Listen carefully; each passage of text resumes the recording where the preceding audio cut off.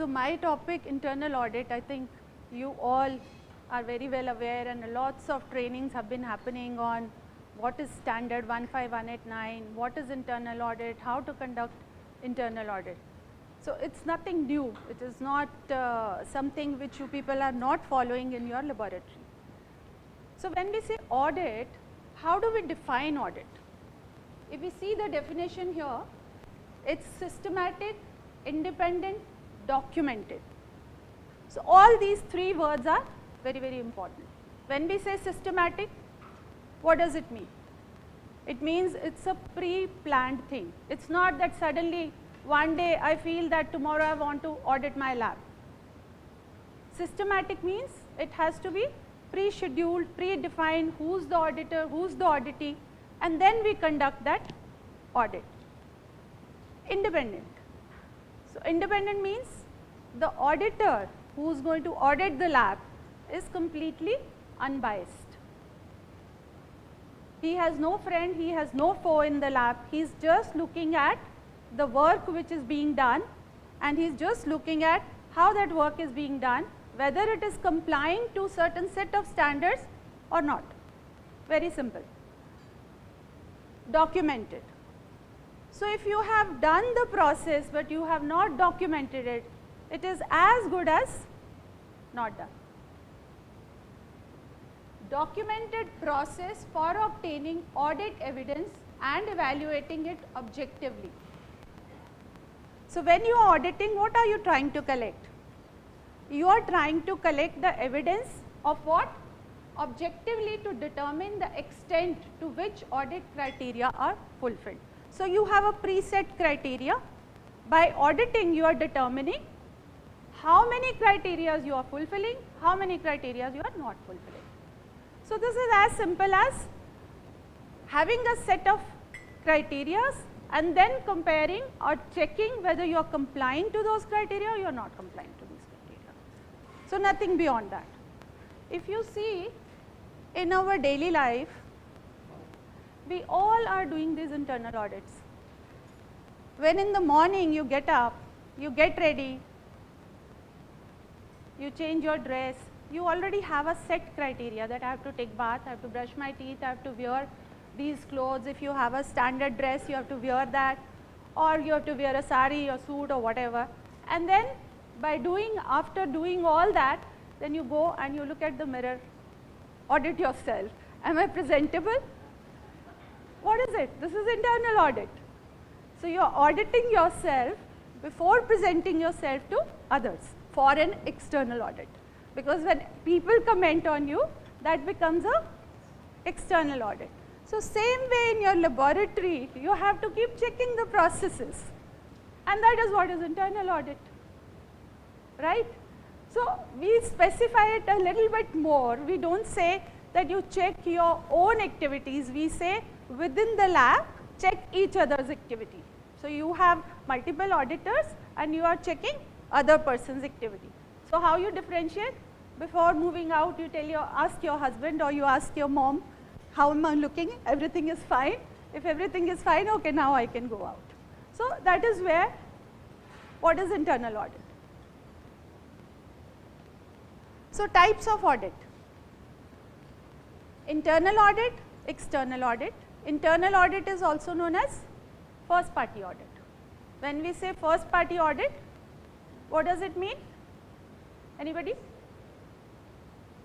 What does it mean, first party audit? Yeah, so you are auditing yourself or you are auditing your own laboratory, your own workplace. And external audit, it can be second party, third party. So what is second party audit? Second party. So second party is when it is external body, but that external body is the user of your services. It can be a doctor, it can be a patient, it can be some organization whom you want to take on panel. So the user of your facility, when audits your laboratory, that is known as second party audit. And what is third party? Neither the provider nor the user, they have no concern with your laboratory as such, but they are the masters of the set of standards and they know what are the standards. They come and check your laboratory, that is third party audit. Any example? NABL, very simple. So, why do we do internal audits? Because it is a requirement of ISO 15189, which is the standard we all clinical laboratories are following globally. So, this is a requirement.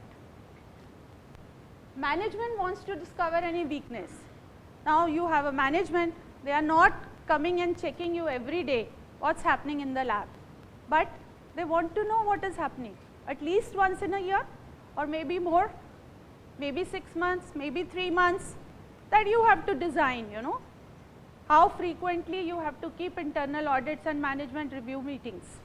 But this is a very good tool to present what is happening in the lab to the management. Audits are powerful management tool to aid quality improvement, and that is where management can check what is required to be improved. This is what you do when you have your MRAMs. What do? There is a audit report. Based on the audit report, you come out with the outcome that our machines have. There was a downtime in our machine, a particular hematology machine was down 10 times in the last 6 months. We want to change the machine, it has a problem. Okay, that is what you present to the management and they take decisions based on that. All right.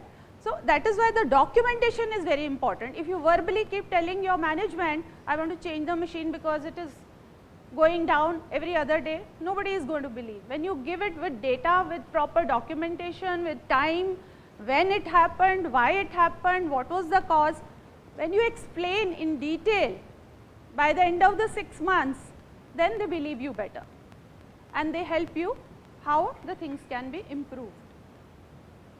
Audits verify the effectiveness of corrective actions. So, as Dr. Charu said, risk assessment. So, we have to do risk assessment, we have to analyze the areas of risk, we have to design preventive action. If problems happen, we have to do corrective actions. Now, whether those corrective actions were effective or not, how will we come to know? By repeated audits. Something happened, there was a fire in the lab, you used fire extinguishers, you did RCA, you found out there is some electrical plug which was faulty, you changed it, again the thing happened. So, that means what happened? Your corrective action which you had taken was not effective. So, when you do such audits, you check your corrective actions also, how effective they are. So, internal audits are done with a predetermined schedule. What you check is whether you are complying to the standard or not. All elements of quality system are checked. So, audits are not only for the analytical part, audits are done for the pre-analytical, analytical and post-analytical part. So, all the 3 elements are checked. So, you can say pre-analytical, analytical, post-analytical, or you can go clause wise.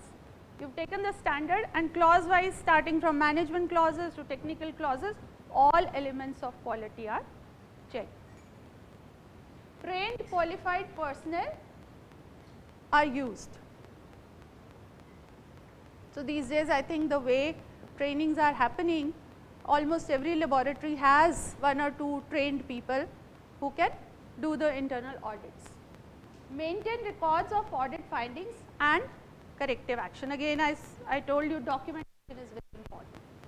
So, what is the role of quality manager in this? Who is the owner of internal audit? Who is the owner of internal audit? Quality manager. So, he has to design, he has to plan, he has to fix up a date, he has to fix how many number of people he requires, and he has to fix who are going to be the auditees, which departments to be audited. He plans, he records, he involves experts, Especially for technical audit, you need technical experts. For managerial audits, there can be multiple people available, but for technical audits, you need to involve specific people who are trained in that particular department. So, can audit done by customer be considered as internal audit? We checked what is the audit which is done by customer? That is second party. So, that is not considered as internal audit. Can internal audit be done by some external person?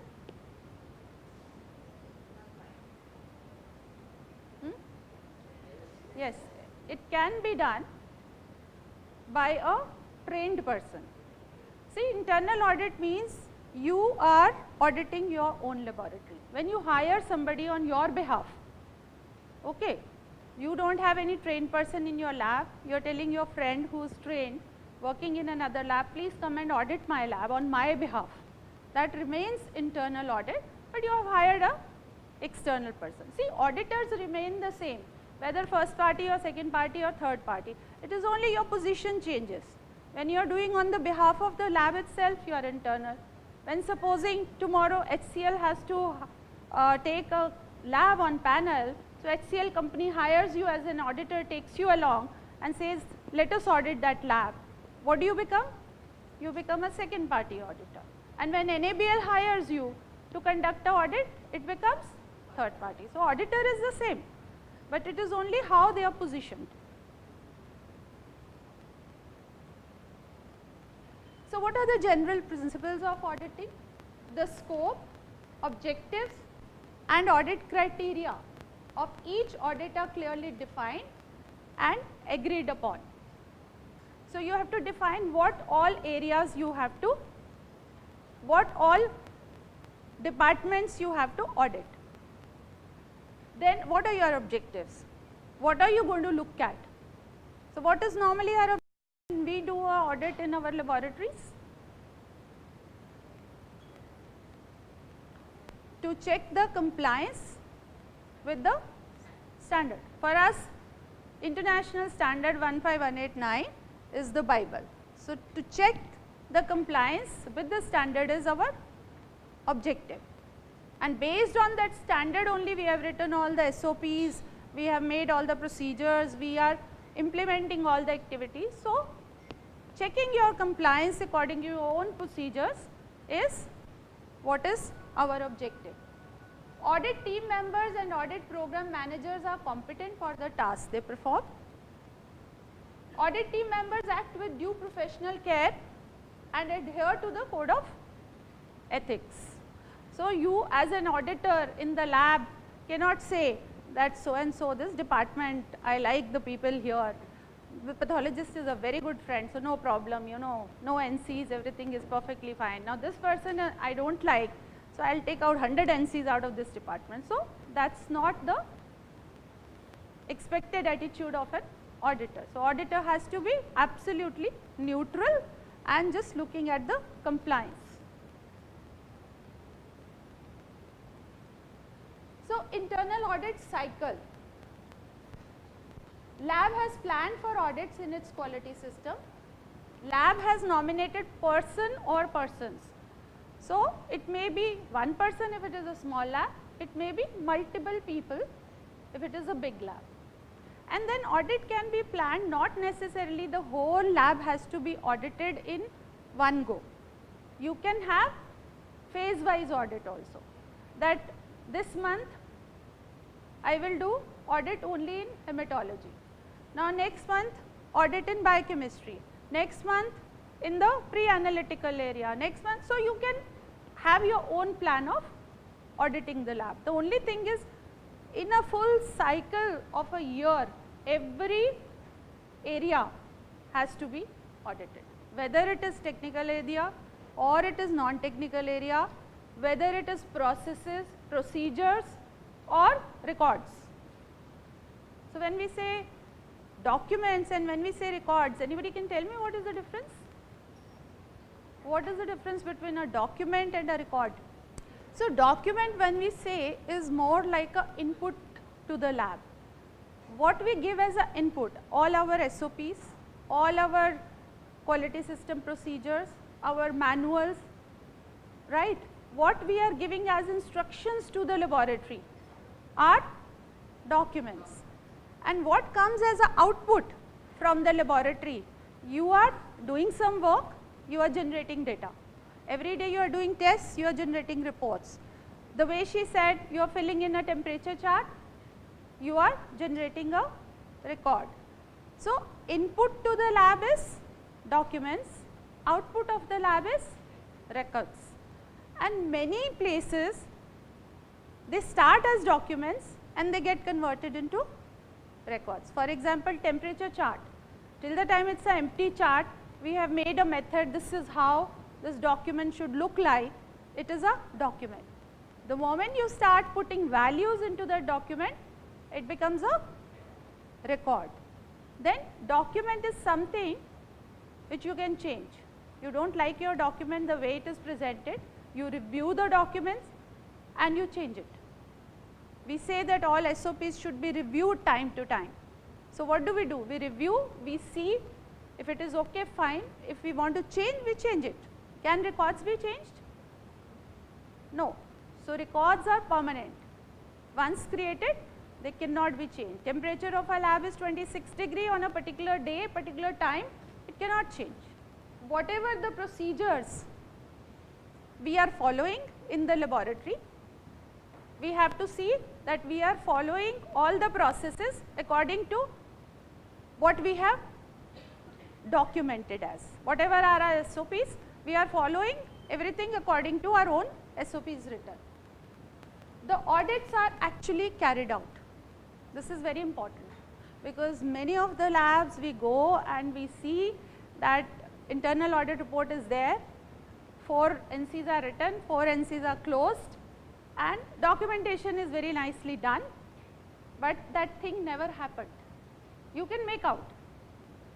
So, this is something very important, that internal audits are not only for documenting, they are for implementing, right. So, you are supposed to do the audits and then documents. It is not for NABL. Audit is for whom? For yourself, for the lab itself, and not for showing to the NABL only. Audits are conducted in accordance with a pre-planned program. Results of audits are recorded. Remedial actions initiated immediately by the lab to correct all the non-compliances with the duties given to the specific people and with the timelines. So, you can't leave the NCs open. You have to do the closures with specific timelines. So, if we divide the audit process, it has 4 phases: planning and preparation, conduct of audit, recording and reporting the audit findings, follow up and confirmation of the corrective action. So, how much time do you think these 4 processes would be taking? How much time put together for one cycle? Normally, if you have to conduct audit and these are the 4 phases, so approximately we say minimum 1 month to even 3 months, right.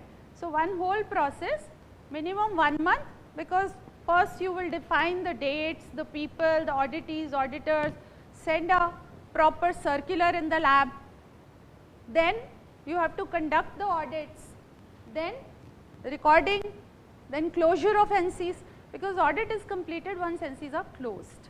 Till that time it takes minimum 1 month.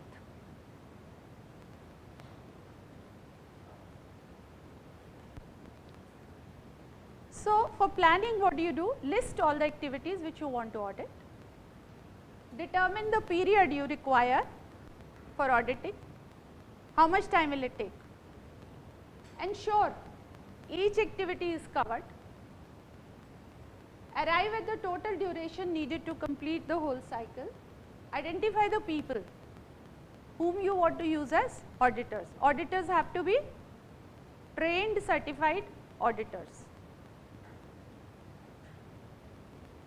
Ensure their availability. So, you cannot say tomorrow or next week there is an audit, circular goes and you find out that 3 people out of auditees are on leave. So, it is nothing forcible, it is with the mutual consent. You have to check that auditees are prepared also. You have to ask, are you prepared for the audit? If they say yes, no madam, we need some more time, give us a week more, give them a week more. So, it is with the mutual consent of auditees and auditors that a audit is planned. Decide to what extent sampling is to be used. What do you understand by that? Anybody? What do you mean by sampling is to be used? Yeah, so we say that audit, whether it is internal or it is external, it is a sample audit. If your lab in hematology has 10 SOPs, so it may not be possible for auditor to go through each and every SOP, each and every page. So, he decides, okay, 2 out of which I will check, or you have multiple parameters in scope.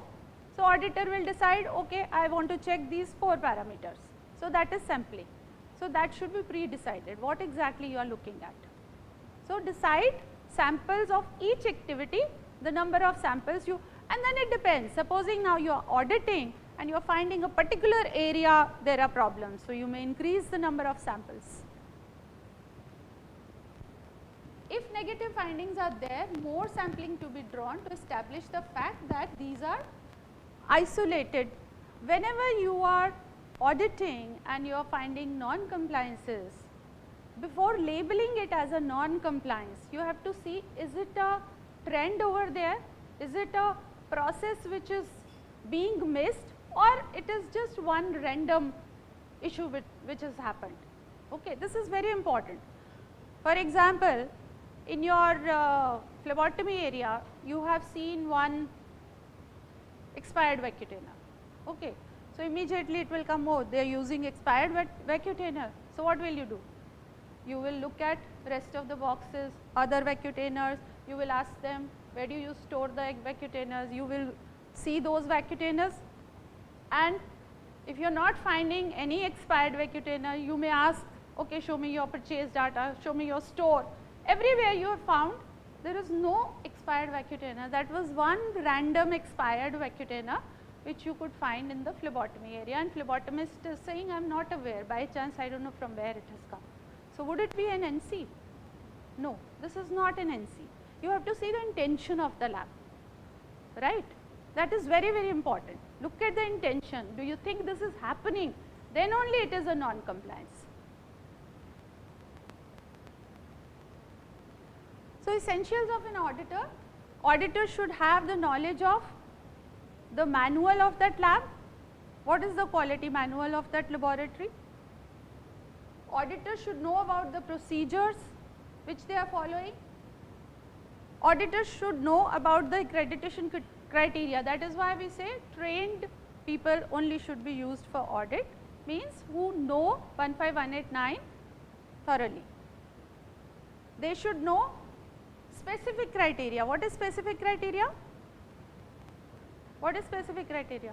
112. So, knowledge of 15189 and knowledge of 112, knowledge of the manual of the lab, procedures of the lab. Before auditing, you should have knowledge of all these things. Then only you are a right auditor. Do not involve your own work. If you are a histopathology, let somebody else audit you, not yourself. The auditor should have open mind, mature, sound judgment, should have analytical skills, ability to understand complex operations from a broad perspective, ability to perceive situation in a realistic way. For example, in a hospital you have gone for an audit, now you are asking for HR files. Now, HR department is different. They are saying, sir, HR files are with HR department, it will take us 2 hours to get that files. By chance they have not taken those files. So, you will not put NC, not available. So, you have to see what is the system working there. So, you have to adjust according to the system of the lab, okay? Because you are not there to find out their faults, you are just finding what is happening. You are finding facts, what is happening in the lab.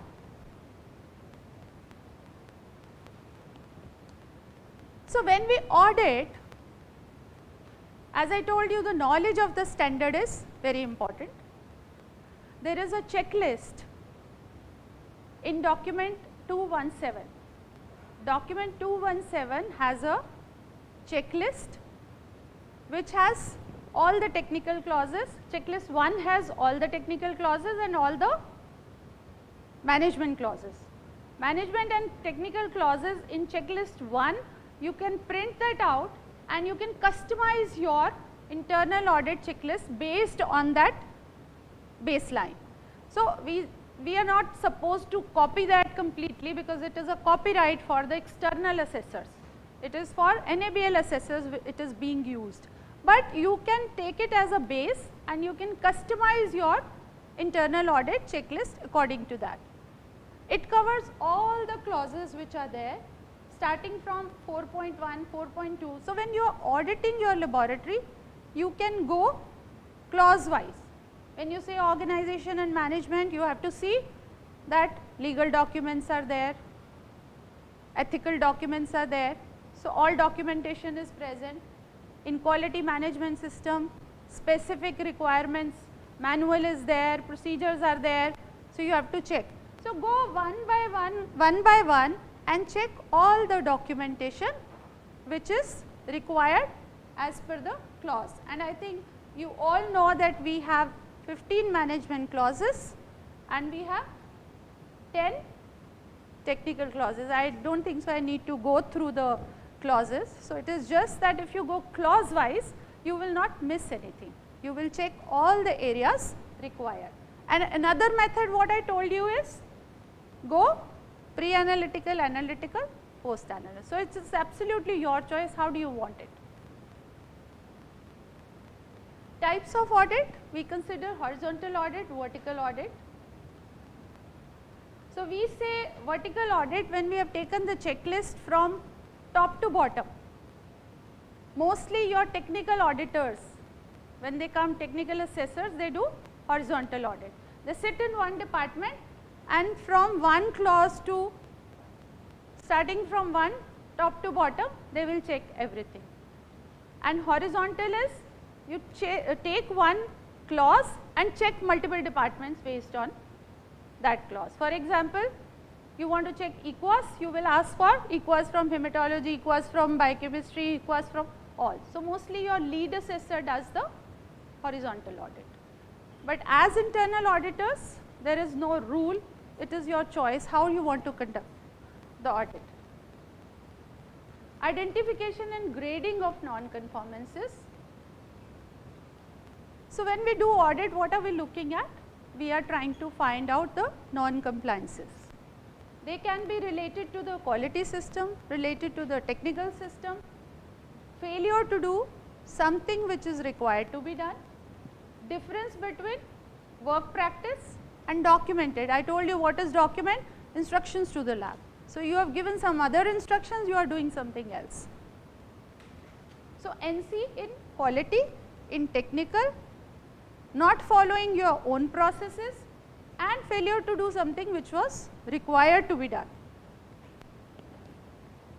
So, you must have generally seen that NCs are major NCs, minor NCs. So, just remember 3 criteria for major NCs, rest everything is minor. Number 1, the most important is if there is anything which affects the outcome of the result, direct effect on the quality of result.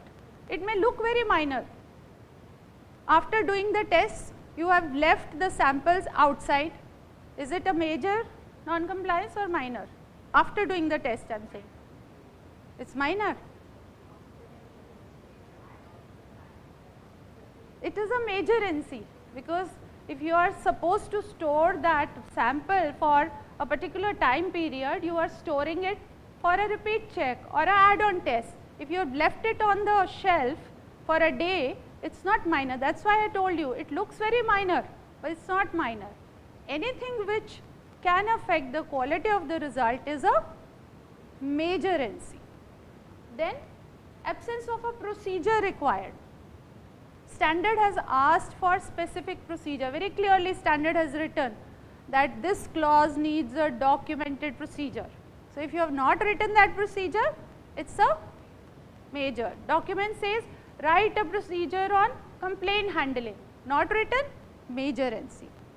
Then significant failure to implement a procedure, you have written okay how to handle complaint, but actually nothing is happening, nobody is taking the complaints, no implementation of that procedure. So, these three things, quality of report, procedure not written, procedure not followed, major. Anything other than that is a minor NC. Procedure followed partially, something done, something not done, it becomes a minor NC, right. So, when you are taking out the non-compliancing or you are writing the non-compliances, always take care as an auditor, the statement should be non-blaming, because you are not finding faults. You will not say Dr. So and so did not do like this, okay. So, you will say lab does not have this procedure. You will not say so and so did not write this procedure. So, this is, you have to be very careful about it, how you make your statements. Based on the recorded objective evidence, you have to have evidence before you say this is not complying to the standard. What is the evidence with you? Directly related to specific documented requires. If lab has written this thing we will do 5 times, you have to see they are doing 5 times or not. Not according to your own whims and fancies. Maybe in your lab you might be doing that process 6 times, but lab has defined we will do it 4 times. So, you have to see according to their procedure whether they are doing it or not. So, nothing according to your whims and fancies, right. So, this you have to be careful while making the statements. So, creating a audit report. Now, you have done the audit, now you have to make a audit report.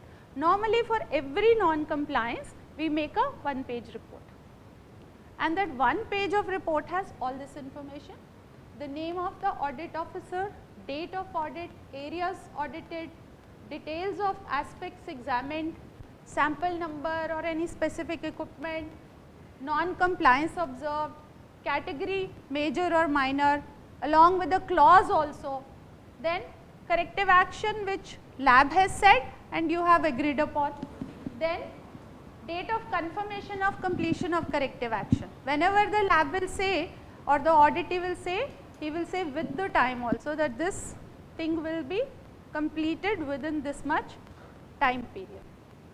Then signature of the quality manager confirming that corrective action has been completed. So, if you see, this is the kind of report it looks like, that you have a auditor summary on non-conformities. You will have name of the lab, date, activity assessed, NC number, and you may have a written scribbled report where you have taken out the observations, then NC, then what was the clause, corrective actions proposed by the auditee. So, auditee will say okay, I will write the procedure. If supposing a procedure is missing, I will write the procedure by this date. Then auditor will check that procedure, let us say is given 2 weeks, after 2 weeks auditor will check and say fine, accepted, closed.